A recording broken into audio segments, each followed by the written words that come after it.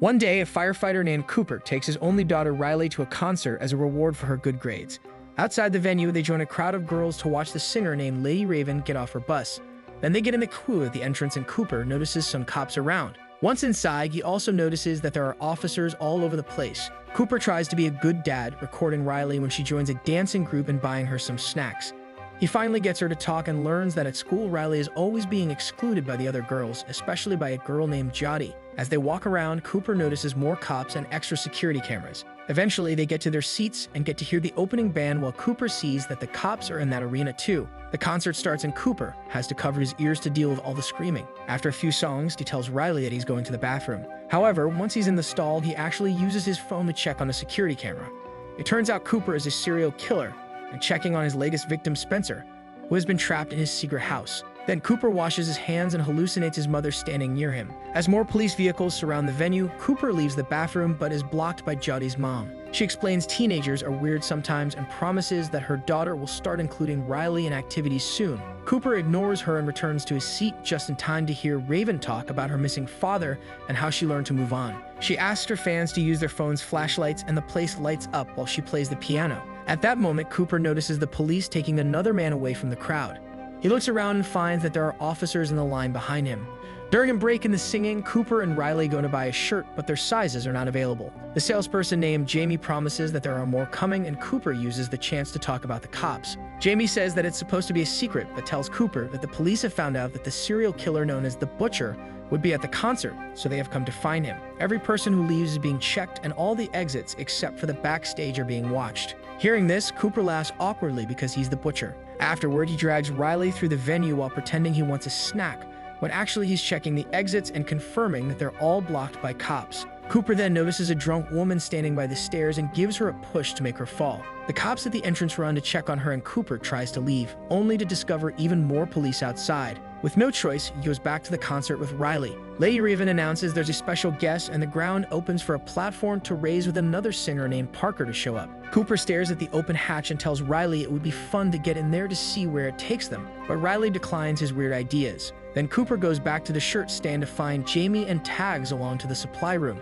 He notices Jamie using a keycard to access the room, so when they're inside, he pretends to help him move the boxes to steal it. The topic of the Butcher comes up and Jamie admits that he has been obsessively following the case. He even has some pictures of the victims chopped up in his phone. He adds that all the employees got special training for today and even a password to identify them, which is Hamilton. After finally getting the shirt, Cooper sneaks into the employees' break room with Jamie's keycard. Their cops go over the information they have and agree that if they find the Butcher, they must take him away from civilians. Cooper pretends to be an employee and goes through the group to reach the snack table so he can hear them better. Nearby, there's a picture of his latest crime scene. When a cop asks for sugar, Cooper quickly finds it to look friendly. On his way out, Cooper steals a radio from a police bag. In the corridor, Cooper is blocked by Jody's mom again and she gets angry when he tries to ignore her. Their argument gets the attention of two cops, but they're interrupted when they hear a man scream. The two officers rush to the entrance where other cops are arresting a man. This time, Cooper also notices a special detective named Josephine among the cops. Back in his seat, Cooper discreetly puts on an earbud and listens to the police radio, learning that they already confirmed that the man they arrested was the wrong guy. He was just a thief who panicked because he thought the cops were there for him. As some officers walk among the seats to arrest another guy, Cooper listens to the descriptions of the men it must look for. One includes a white male in his 30s with a tattoo on his right arm, which describes him. Luckily, he finds a bracelet on a girl's bag and puts it on to cover the tattoo. After checking the venue's map on the phone, he tells Riley that he forgot his credit card at the shirt stand and leaves again. On the radio, he hears that the FBI is setting up blockades around the building and barricades on the main streets.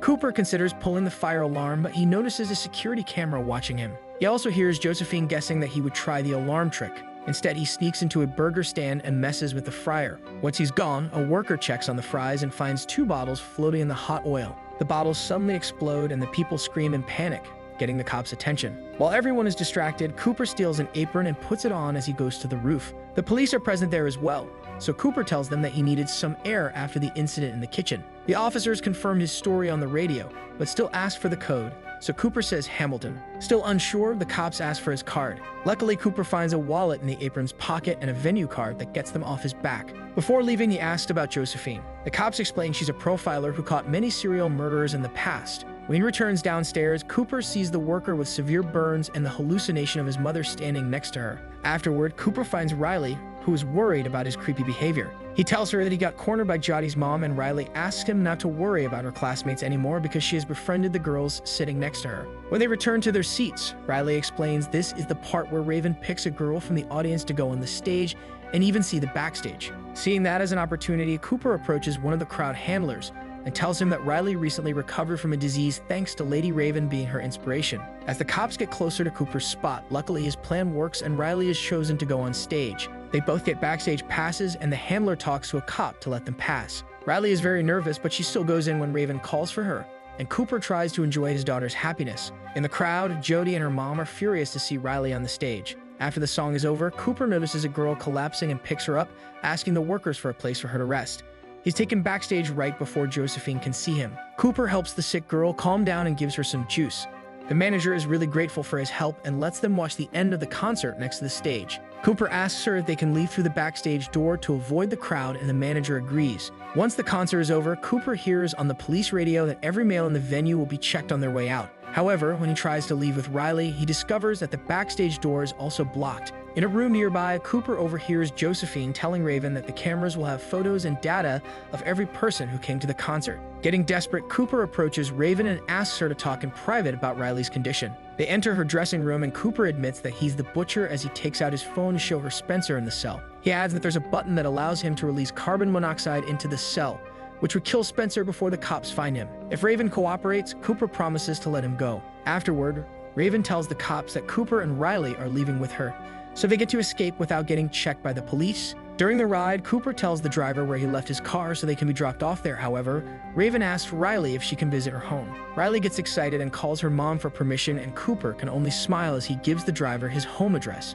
Moments later, they're welcomed by Cooper's wife, Rachel. As they go inside the house, Cooper reminds Raven that he'll kill Spencer if she tries anything. Later during coffee, Rachel asks about the concert and Raven tells her about the police operation to catch the butcher. She explains that the cops found a receipt for a concert ticket in one of the butcher's fake houses, so they contacted Raven to make the plan. She adds that Josephine has been profiling the butcher for a while and concluded he's a white man in his 30s or early 40s, has a position of authority, drives a dark car, and has a bad relationship with his mother. Cooper gets uncomfortable because of how accurate every word is and points out that it's getting late. However, Raven offers to play a song on the family piano. She makes Riley sit next to her and uses the chance to steal her phone. After the song is over, Raven says they should take a selfie, but Riley can't find her phone, so Raven tells her to use Cooper's as she takes it from his hands. After they take the picture, Raven asks for the bathroom and rushes in there with the phone, locking the door behind her. Cooper starts pounding on the door and his family is scared by his behavior. Raven then gets to talk to Spencer, asking him for any details he remembers of the area. Spencer mentions things like the door color and a statue near his location, so Raven starts a stream on her own phone. She tells her followers all the details Spencer mentioned until one person recognizes the place and sends the police. Raven also texts her driver, who is still outside, asking him to call the cops too. When she checks Cooper's phone again, the phone gets locked. She then yells that Cooper is the butcher, but only hears weird noises and screaming on the other side of the door, which suddenly opens to show a nervous Cooper. He takes his phone and checks on Spencer, only to find him gone. Afterward, Cooper takes Raven to the garage where he gets his bag and pushes Raven into Rachel's car. Raven tries talking to him using a mother's tone and words, but Cooper doesn't fall for it. He announces that he'll kill Raven as his last crime and then hurt himself to stop the monster. When Cooper opens the garage, he finds his family blocking the way. Cooper is in shock because his two worlds have finally collided, and Raven uses the chance to leave the car. At that moment, the police arrive and take the family to safety, while Cooper runs to his closet to move some things. Raven gets in her car and the usual driver is replaced by a cop. The officers burst into the house only to discover a hidden tunnel in the closet that allowed Cooper to escape through the neighbor's yard. Moments later, the car stops and the cop comes to the back seat to handcuff Raven to a metal bar. It turns out to be Cooper, who escaped his house while wearing a police uniform. Then he keeps on driving while announcing he'll take Raven to one of his secret houses to kill her. When the car stops at a red light, Raven opens the window and tells people to call the police.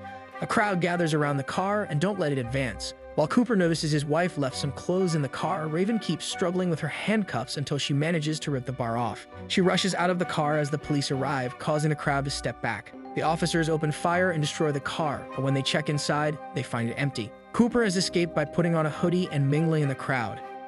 Afterward, Raven is taken to one of the crime houses, where she thanks her fan for the help and checks on a rescued Spencer. Meanwhile, Rachel returns to her house after dropping the kids at her sister's. Josephine thinks that she should be in hiding too, but Rachel wants to be here. After assigning some cops outside, Josephine leaves.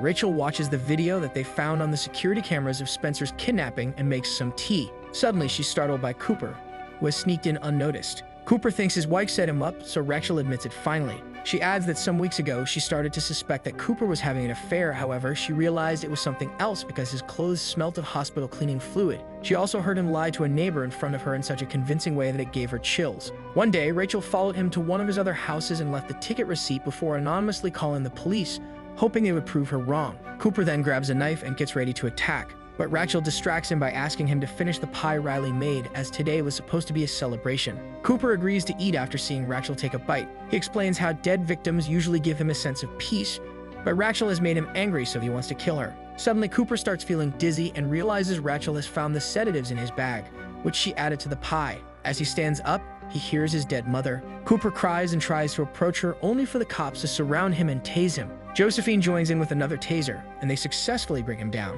When a handcuffed Cooper is dragged out of the house, he asks for a second to pick up Riley's fallen bicycle. At that moment, the cops bring the kids back and Riley hugs her dad before he's taken away. In the back of the police truck, Cooper reveals that he stole a spoke from the bicycle and uses it to pick his handcuffs off while laughing.